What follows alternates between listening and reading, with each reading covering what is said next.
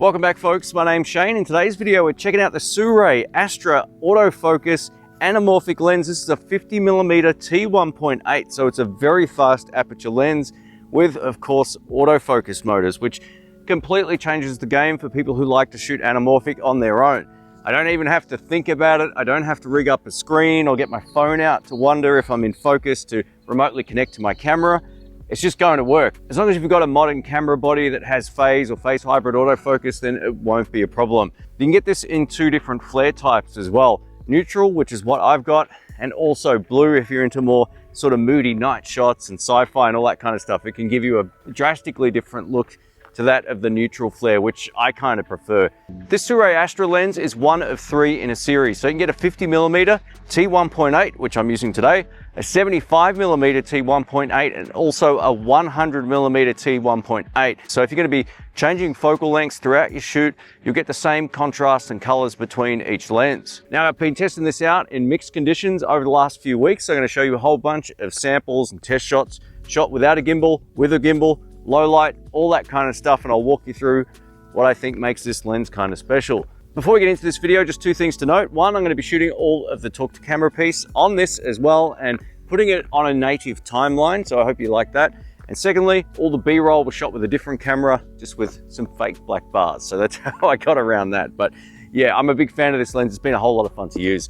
A massive thank you to Sirui for sending this in for review. I really appreciate it. I'll talk about the pros and cons throughout this video, but this is the most fun I've had shooting with an anamorphic lens because it takes out all of the complications. So there's my answer first, but there's a few things about it that you need to know about. So let's get into it. Let's talk about the build quality of this lens. I was really impressed when I took this out of the box. It feels like a premium lens because it is. First up, we get a full metal design, which is great. It's also dust and dirt resistant as well as splash resistant. It's not maybe as weather sealed as other lenses, so don't get it too wet, but it's great that it is somewhat resistant to the elements. Now this lens for me is all about simplicity, and one of the things that I love about it is it's a full frame lens. It's not a crop sensor lens or anything like that, although you can use the crop sensor areas on the camera. But essentially this will give you a full frame coverage of 44mm. So all you have to do is shoot in a 16:9 aspect ratio, de-squeeze it in post, and you're good to go. The benefit of the design of this too is it's not going to give you any vignetting. I haven't seen it in any of my test clips. So this is a time where the spec list actually matches the practical application. So even shooting wide open at T1.8 like this on a bright sunny day, you're not going to see any dark parts in the corners. Now, there's a few reasons why you might want to go over to an anamorphic lens. One, you're sick of the over clinical digital look that you see on YouTube review videos and all that kind of stuff. Or if you're inspired by some of the films of days gone by, you know, so many great films were shot on anamorphic. There's some Scorsese ones that I absolutely love, and they just have a particular look that's just beautiful. So anamorphic creates a different kind of background blur and bokeh. The bokeh balls are a bit more sort of oblong and they have more character to them, and once you see it, you'll pick it up in movies as you watch more and more. So it gives you a very different aesthetic. It's probably not quite as perfect as some of like the Sony G Master lenses or the Lumix S series primes or anything like that. It's giving you a completely different look, which I'm kind of growing to prefer. You know, something a little less clinical and a bit more filmic is going to be the choice for a lot of folks who want to get into shooting short films or anything that just has a good visual point of difference. And yeah, again, like how cool is this? I've got the anamorphic look with the simplicity of a regular mirrorless lens. So yeah, I think this will be super popular for folks who are shooting with all kinds of camera systems that don't need any particular mode to get it to work. Just set your camera to UHD 16:9, hit record, and you're in business. While this is an autofocus lens and it makes life easier for doing this kind of stuff, if you prefer to shoot in manual focus, this lens offers a few really cool things. One, we get hard stops on either side of the focus ring, which is fantastic. So if you've already got a workflow set up and you prefer to work in manual focus, then it's not going to be a focus by wire experience like you would find with conventional mirrorless lenses. So that's fantastic. It's a really great step to have the best of both worlds on this lens. So we get all the same gearing and that you would find on the rest of the Cine lenses from Sirui. So that's fantastic. Built into the focus capability of this lens is a distance scale in both feet and meters, and I really love having this. So whether you're rocking the metric system or the imperial system, slightly inferior, come on, admit it, then you've got distance scales that will work for your particular geographical location. Secondly, there's an autofocus manual focus switch on the lens, or of course, if you want, you can go over and just use the clutch if your camera supports it on the back of your camera to switch the mode from autofocus to manual focus that way. The focus ring feels beautiful on this lens, so if you plan on pulling focus manually, it feels really great, as does the aperture ring, which goes from T1.8 all the way down to T22. Now, one of the things I wasn't expecting on this lens was a clicked or declicked option for the aperture ring. So this is great. It really sort of gives you every sort of workflow possible. If you like to work with it clicked, you can set it up and forget about it. And if you like to pull or ramp the aperture nice and smoothly, you have that option also. Furthermore, there's another switch on the lens which is called iris lock, and this allows you to set the aperture ring into the automatic mode, lock it off completely so it's not going to move at all. Even by accident, you're not going to ever accidentally move it out of this position, and then control the aperture value via your camera like any conventional lens. So if you're coming from a regular mirrorless lens, like most people might be if they're thinking about getting into anamorphic shooting, the experience is very similar, but it's actually better thanks to a few of these extended controls. We get a very common 67mm front filter thread on here, so I was able to use my variable ND, click it on the front, expose the shot, and we're in business, and you can be the judge. What do you think of the image quality out of this? I think it does a really beautiful job. Lastly, if that wasn't enough, there's also a custom function button, and by default, this will lock focus for you. So say for example, we're in autofocus, I can hold the button down and maintain that point, and then as I release it, it's going to move to the background or to any subject. And I'll show you an example of this on screen. It really does work well. As Rhiannon walks towards the camera, I can hold that focus point, and then as she leaves, I can release the button when I'm ready and get a nice focus pull to the background. There's a couple of other benefits to this lens that it's worth talking about. One, we get a nice close minimum focusing distance of 50 centimeters or 0.5 meters, and I'll put the feet up on screen. And this allows you to get in nice and close paired with that 50mm field of view. Now, anamorphic lenses generally are about 70 centimeters, so they've actually improved that. Most of the ones that I've tested prior to this didn't have the best minimum focusing distance, so this is a big improvement. Secondly, we get a fast T1.8 aperture. Most of them start at a slower aperture inherently, so we get a faster lens which gives us really great and clean low light results, and I'll show you some examples of those right now.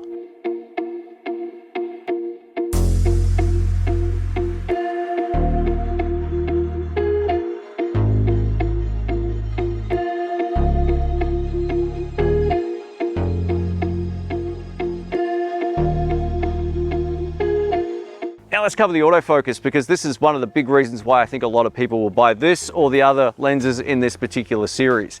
Now, if you've got a phase detection autofocus camera like the Lumix S5 Mark II X, Lumix S9 or any of the Sony cameras, the autofocus is going to be brilliant. So you can jump out of frame, jump back in, it's going to find me, bring the yellow box up and just track me without any problems at all. And this is without any custom settings.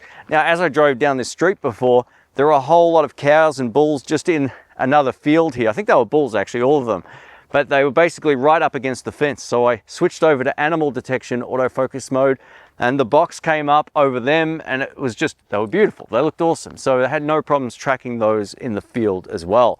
Now, the only time I noticed any sort of glitch with the autofocus system was in this scenario, holding something up over my face. It was a little confused, and the way around this is quite simple. So in the autofocus settings, I'm just going to turn off human detection. So now it's just going to focus on whatever's closest, right? So let's hold this up, boom, back to me, back to the phone, and back to me. So there's your workaround if you find that human detection can be a little bit sort of finicky if you're holding something up over your face. If you're a gimbal shooter, you'll love this lens. It really makes a follow shot so much easier to shoot, and technology should improve in a way that actually benefits your life, and this does. I've shot with anamorphic lenses on gimbals where I've had to sort of rig things up to get the focus to work, and you know, that's fine, but I'd rather not do that.